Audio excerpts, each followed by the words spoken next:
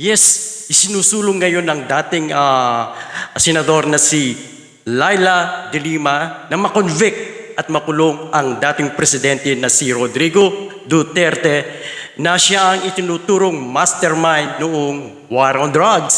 Panoorin natin. There is no doubt in my mind that former President Rodrigo Duterte is the mastermind, as he was the instigator and inducer of the drug war killings. The drug war was implemented as an official Duterte program of government when he assumed office as president. This is undeniable, since Oplan Double Barrel is a well-documented official PNP operation plan. The consequent extrajudicial killings were also intentionally and deliberately carried out as part and parcel of Oplan Double Barrel upon Duterte's orders as president and chief executive from 2016 to 2022. These killings constitute a systematic attack on civilians and considered as a crime against humanity under international humanitarian law. For his crimes against humanity, both as Davao City mayor and Philippine president, Duterte should be prosecuted and convicted by the International Criminal Court and spend the remainder of his life in prison. We all know that there is an ongoing ICC investigation. Any investigation of the past administration's drug war necessarily has to go back to the origins and history of the Davao Death Squad from its inception in 1988 up to 2016.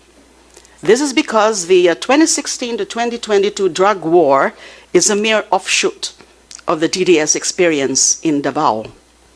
What basically happened was that the systematic extrajudicial killings perpetrated by then Mayor Duterte and the PNP of Davao, specifically the heinous crimes section of the Death Investigation Division of the Davao City Police Office, or HCS-DID DCPO, from 1988 to 2016 were simply replicated at the national level when President Duterte assumed the presidency and launched a national drug war. The centerpiece of the national drug war was modeled after the DDS system and operations of involving active PNP personnel in vigilante killings. They were organized into cell units of assassination squads led by active policemen from each police station. They were put in charge of their corresponding civilian hit men. In the national drug war, this was replicated by appointing certain DDS policemen from Davao to depressed urban areas in Metro Manila and other cities in the country. They were transplanted from Davao to Metro Manila to organize what can only be characterized as another version or local DDS chapters in every city for purposes of carrying out the systematic identification of targets and their summary execution either in non-laban operations or by riding in tandem vigilantes. However, unlike in Davao, where there was no shortage of civilian hitmen recruited either from rebel returnees or small-scale miners from Diwalwal, the riding in tandem vigilantes in the national death squads, perhaps not all, are simply policemen in plain clothes. Some of them may be civilians, but recruited, coordinated with, and paid by the police to kill.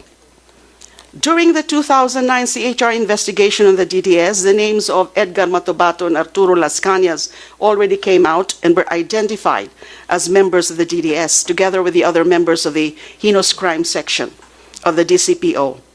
If you will remember, I was the one who presented Matobato in the Senate drug war inquiry in August 2016.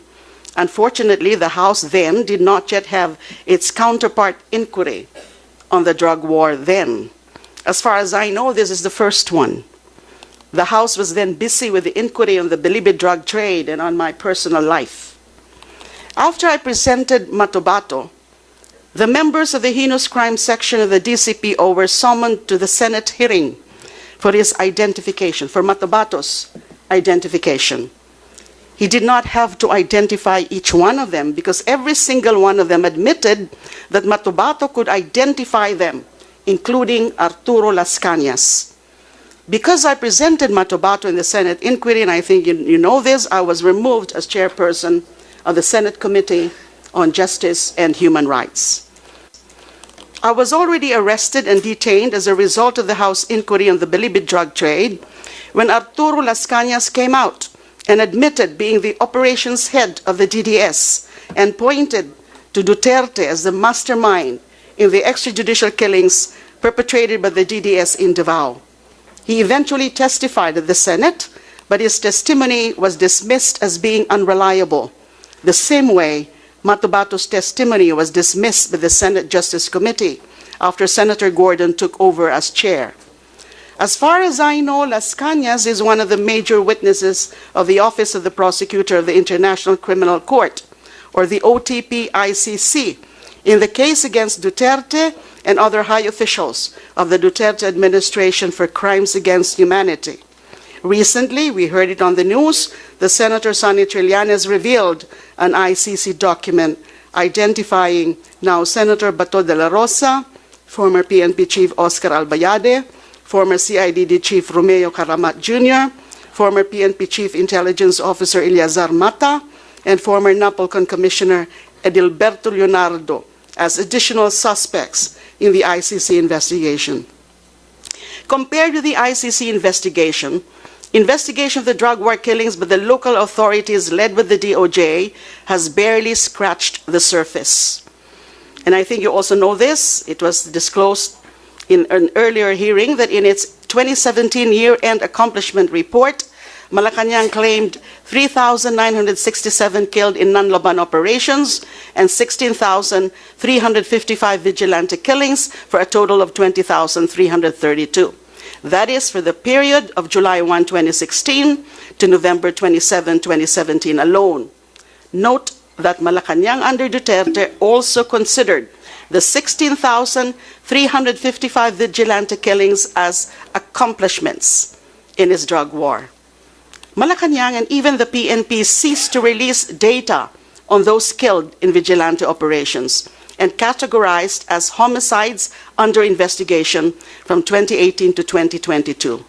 We can only assume, going by the 2016-2017 data, that vigilante killings every year numbered in the thousands, aside from the official numbers released for those killed in non-laban operations. Having said that, out of thousands of killings committed in the drug war, the DOJ has only prioritized and investigated 52 cases. According to a recent Rappler report dated July 22, 2024, 32 of the 52 cases were closed without filing a criminal complaint. Of the cases filed in court, there was only one conviction and even one acquittal, leaving only 3 under trial.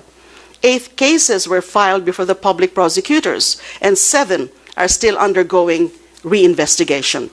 We must note, though, that those figures or those convictions do not include yet the earlier cases of Kian de los Santos, Carl Arnaiz, and Reynaldo de Guzman, which all resulted also in the conviction of their policemen killers. The one conviction in the 52 DOJ cases I mentioned earlier and reported by Rappler is that of the father and son, Luis and Gabriel Bonifacio. That's the latest conviction. So actually there are just 3 convictions involving 5 victims. This is the status of the investigation and prosecution of more than 20,000 drug war killings from 2016 to 2022.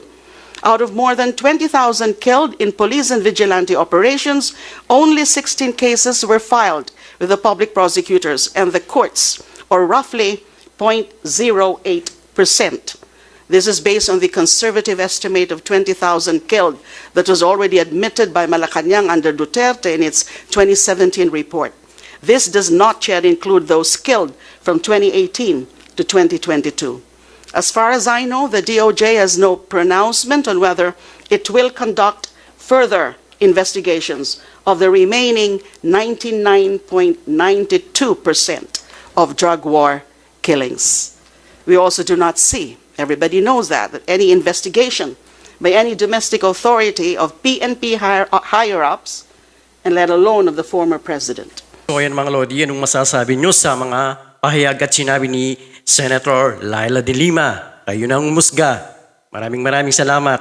Yung hindi pa nakakapag-subscribe sa aking channel, do subscribe para naman po lagi kayong updated sa aking mga ina-upload. Maraming salamat. Hanggang sa muli.